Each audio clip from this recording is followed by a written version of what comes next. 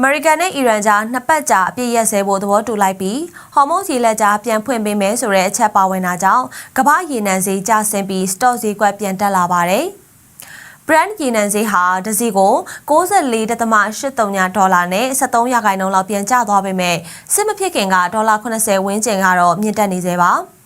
ဧပြီ10ရက်နေ့မနက်ပိုင်းမှာဂျပန်၊တောင်ကိုရီးယား၊ဟောင်ကောင်နဲ့ဩစတြေးလျအစတဲ့အာရှပစိဖိတ်စတော့ရှယ်ယာတွေဟာလည်းနှစ်ကနေ6%နီးပါးအထိအသီးသီးတက်လာပါတယ်။အခုလိုအပြည့်ရထားတဲ့အချိန်မှာသင်္ဘောတွေဖြတ်တန်းခွင့်ရမယ့်အတွက်အရှိလယ်ပိုင်းကနေစွမ်းရည်တင်ပို့မှုကိုမှီခိုနေရတဲ့အာရှနိုင်ငံတွေစီကိုသက်သာရာရစေမယ်လို့ကျွမ်းကျင်သူတွေကလည်းသုံးသပ်ပါတယ်။ဒီစစ်ပွဲအတွင်းပျက်စီးမှုတွေကိုပြန်ပြင်ဖို့ဒေါ်လာ25ဘီလီယံကျော်ကုန်ကျမယ်လို့ Rister Energy သုတေသနကုမ္ပဏီကခန့်မှန်းထုတ်ပြန်ထားပါတယ်ရှင်။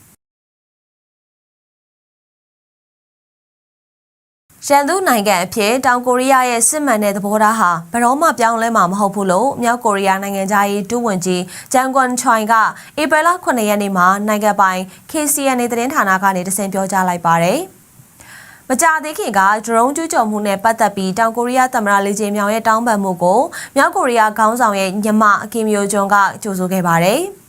ဒါပေမဲ့ဒီထုတ်ပြန်ချက်ဟာပြည်လည်ရေးအတွက်မဟုတ်ဘဲတောင်ကိုရီးယားအစိုးရအတွက်တတိပေးချက်သာဖြစ်တယ်လို့ဒုဝန်ကြီးကရှင်းလင်းခဲ့တာပါ။ဒါကြောင့်နှစ်နိုင်ငံဆက်ဆံရေးတိုးတက်လာမယ်ဆိုတဲ့တောင်ကိုရီးယားအစိုးရရဲ့အကောင်းမြင်မျှော်လင့်ချက်တွေကိုပယ်ချလိုက်ပြီးတောင်ကိုရီးယားအနေနဲ့သူတို့စီကိုထိတွေ့ဆက်ဆံမှုကြိုးပမ်းတာတွေကိုရှောင်ကျဉ်သင့်တယ်လို့မြောက်ကိုရီးယားထိပ်တန်းအရာရှိတယောက်ကထပ်မံသတိပေးထားပါတယ်ရှင်။ယူကရိန်းနိုင်ငံနေပရိုဒေတာနီကိုပိုမြို့မှာဧပြီလ9ရက်နေ့ကအမှတ်တိုင်ကိုလာနေတဲ့ဘတ်စကားတစ်စီးကိုရုရှား FPV ဒရုန်းနဲ့တိုက်ခိုက်ခဲ့တာကြောင့်4ယောက်သေဆုံးခဲ့ပြီး16ယောက်ဒဏ်ရာရရှိခဲ့တယ်လို့ယူကရိန်းသမ္မတဇလန်စကီကပြောပါတယ်။အခုလိုအရက်သားတွေကိုနေ့စဉ်အကြမ်းဖက်နေတဲ့ချိန်မှာရုရှားအပေါ်တန်ခတ်ပိတ်ဆို့ဖို့တားဆီးတာနဲ့ကုန်သွယ်မှုတွေလုပ်နေတာဟာအတိတ်ပဲမရှိဘူးလို့သူက X လူမှုကွန်ရက်မှာဝေဖန်ထားပါတယ်။ဒီတိုက်ခိုက်မှုဟာရုံသွားရုံလာများတဲ့အချိန်မှာအများပြည်သူသုံးရှင်ကိုရည်ရွယ်ချက်ရှိရှိတိုက်ခိုက်ခဲ့တာဖြစ်တယ်လို့ယူကရိန်းပြည်ထောင်ရေးဝန်ကြီးကလည်းဆိုပါတယ်။ရုရှားတပ်တွေဟာအရက်သားတွေကိုရည်ရွယ်ပြီးစနစ်တကျတိုက်ခိုက်နေတာဖြစ်တယ်လို့ယူကရိန်းတာဝန်ရှိသူတွေကဆွဆွဲထားပေမဲ့ရုရှားဘက်ကတော့ဒါကိုညှင်းဆိုထားပါတယ်ရှင်။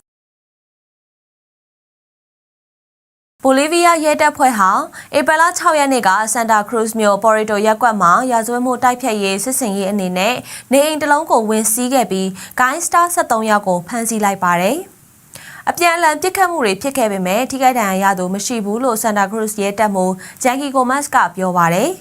ဖမ်းမိသူတွေထဲမှာကိုလံဘီယာနိုင်ငံသား17ယောက်နဲ့ဘိုလီးဗီးယားနိုင်ငံသား2ယောက်ပါဝင်ပါတယ်။ဒီထဲမှာကိုလံဘီယာမှာငွေညှစ်တာလူတွေကိုအတင်းကျပ်ရွှေ့ပြောင်းခိုင်းတာစတဲ့ရာဇဝတ်မှုမျိုးစုံကိုကျူးလွန်ထားတဲ့ Los Espadanos ဂိုင်းခေါင်းဆောင်အယ်မာပါယာလည်းပါဝင်ပါတယ်။လက်ရှိမှာတော့ဖမ်းမိထားသူတွေရဲ့အချက်လက်တွေကိုအင်တာပိုကိုလံဘီယာရဲတပ်ဖွဲ့တို့နဲ့ချိတ်ဆက်စစ်ဆေးနေပါတယ်။ဒီစစ်စင်ရေးဟာမျိုးရင်းအခြေစိုက်ဖို့စ조사နေတဲ့ရာဇဝတ်ဂိုင်းတွေကိုအမြင့်ပြတ်တိုက်ဖျက်ဖို့လှုံ့ဆော်တာဖြစ်တယ်လို့ရဲတပ်မှူးကလည်းပြောထားပါတယ်ရှင်။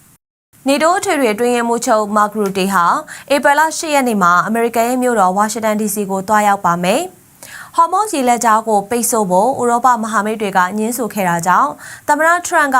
နေတိုးကနေနှုတ်ထွက်ဖို့စဉ်းစားနေတဲ့အချိန်မှာအခုလိုကြိုတင်စီစဉ်ထားတဲ့ခရီးစဉ်ပေါ်ပေါက်လာတာလို့နေတိုးပြောခွင့်ရသူကပြောပါတယ်။ဒီခရီးစဉ်ဟာထရန့်ရဲ့အာရုံထဲမှာဥရောပဆက်ရှိစေဖို့နဲ့ယူကရိန်းစီကိုလက်နက်ထောက်ပံ့မဲ့ဂရိကဝတ်တွေတေချာစေဖို့ရည်ရွယ်တယ်လို့ Brookings အဖွဲ့ကဒါရိုက်တာစတန်ဇမ်မူလာကသုံးသပ်ပါတယ်။ Trump ကမဟာမိတ်တွေကိုစက်ကူကြားတွေလို့ဝေဖန်ခဲ့ပေမဲ့တရားဝင်အကူအညီမတောင်းထားတဲ့အတွက်အီရန်စစ်ပွဲမှာနေတိုးအနေနဲ့အမေရိကန်ကိုကူညီဖို့တာဝန်မရှိဘူးလို့လည်းသူကထောက်ပြထားပါတယ်ရှင်။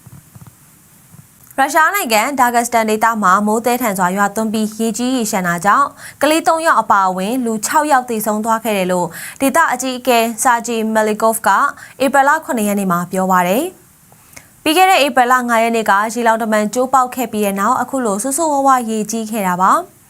ဒီရေကြီးမှုအတွင်းလူနေအိမ်2000ကျော်ရေမြုပ်ခဲ့ပြီးလက်စစ်မီးတွေလည်းပြတ်တောက်ခဲ့တယ်လို့ရုရှားအရေးပေါ်ဝန်ကြီးဌာနကထုတ်ပြန်ထားပါတယ်။ဒါအပြင်မြေပြိုတာနဲ့ရွှံ့နွံတွေစီးဆင်းနိုင်တဲ့အန္တရာယ်ကြောင့်လမ်းပိုင်းတချို့ကိုလည်းပိတ်ထားရပါတယ်။ဒေသတွင်းအရေးပေါ်အခြေအနေကြီးညာထားပြီးလူပေါင်း1.5 တန်းရေဘေးတင်ကမြို့နယ်17ခုကလူပေါင်း6200ကျော်ကိုဘေးလွတ်ရာကိုရွှေ့ပြောင်းထားရတယ်လို့တာဝန်ရှိသူတွေစီကနေလည်းသိရပါတယ်ရှင်။